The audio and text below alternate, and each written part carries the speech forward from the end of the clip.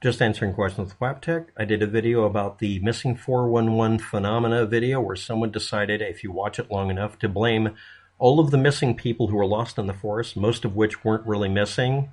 They're not missing or mysterious. But who's quibbling?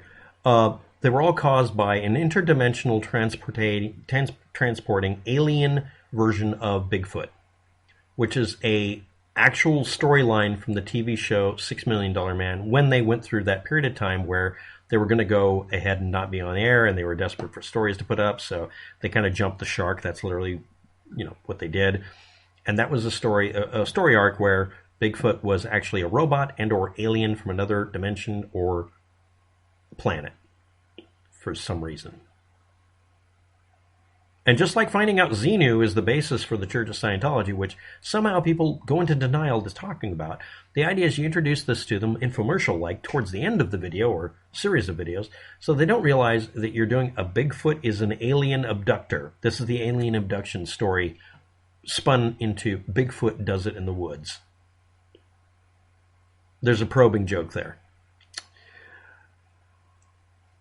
And this invariably brings up people talking to me about the Patterson Gimlin, I used to call it the Patterson Gremlin video, or it's actually a film.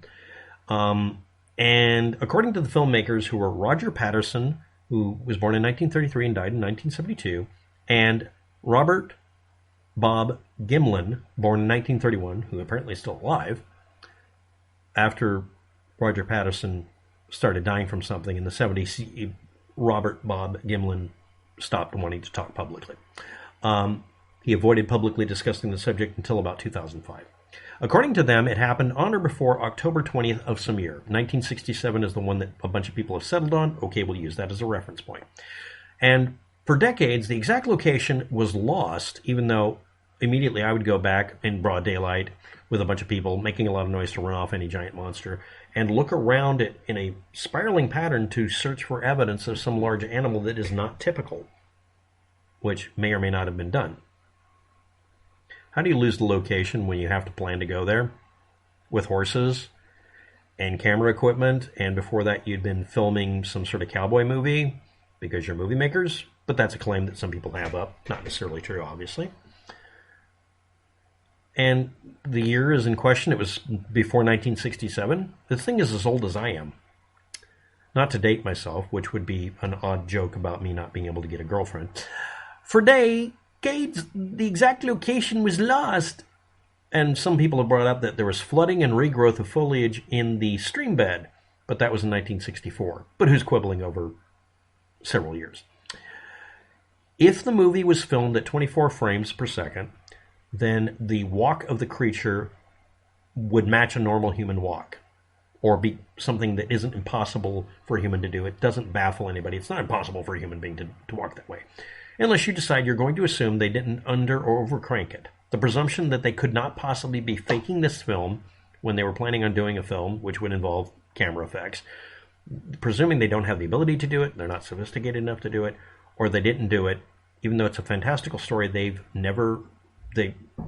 at least one of them, specifically Roger Patterson, went out of his way to promote himself, make himself famous for a while, and maybe not give up all the goods, and maybe claim copyright so you can't get a clean copy. Can't get an original copy of the thing to scan it, even though that would be non-destructive because we copy it to digital. Anyway, not just the 24 frames a second and then under or over cranking it to try to make it look different, which is a known camera technique. This is a camera, not a video. I'm one of dozens of people who have independently double-checked that the image stabilizing of the film that was done as a film strip, a lot of you might have seen on the internet. That specific one you might be thinking of, you might have seen somewhere. That's done by an anonymous author who said he used neopaint. Yes, I left it as a GIF. I used someone else's work for it. I didn't want to put my name on it, but my name is in the file in binary because I hand-typed it in and told the file to recalculate the CRC and make it to where it still has it in there. If you have the original GIF from, I don't remember how long ago I did it, The clean one that's really clean, that doesn't have the mysterious shaky camera thing, that's my work.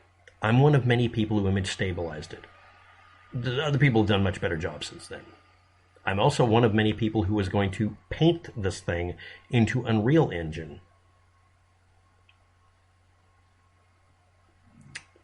Till a hard drive crash. But no, it has to be not 24 frames a second, and it has to be completely baffling scientists. So someone posts this: I appreciate the critique, as we should all question things and doubt what we are fed.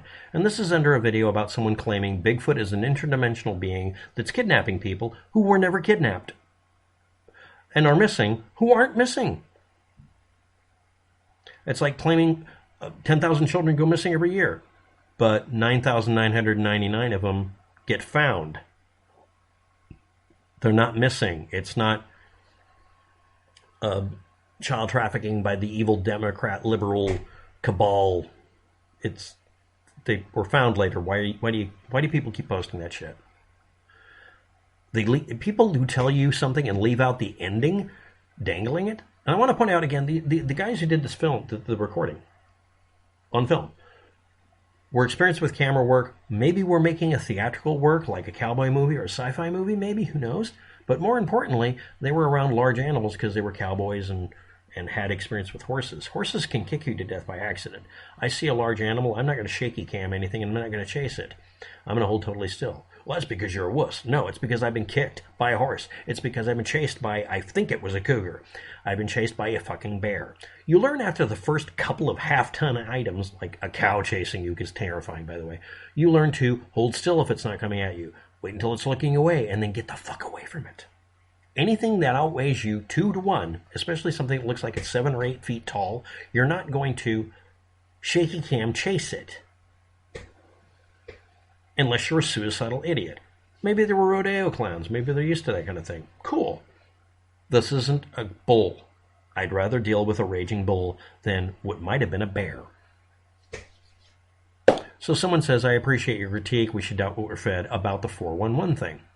If your mom said she saw Bigfoot, what would you do? Would you call her a liar when she has a petrified look on her face? My mother said she was scared of Bigfoot. I'd be amazed because I'm the prankster in our neighborhood that made Bigfoot footprints in the snow.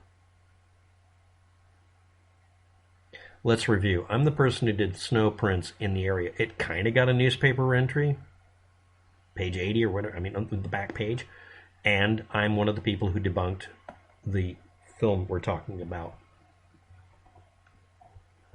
I'm one of the people who image stabilized it. I literally memorized frames by number from the JFK shooting and confirmed, no, nobody else was pointing a gun at JFK at the time. No, you can't exonerate Oswald because he did it. Get over it.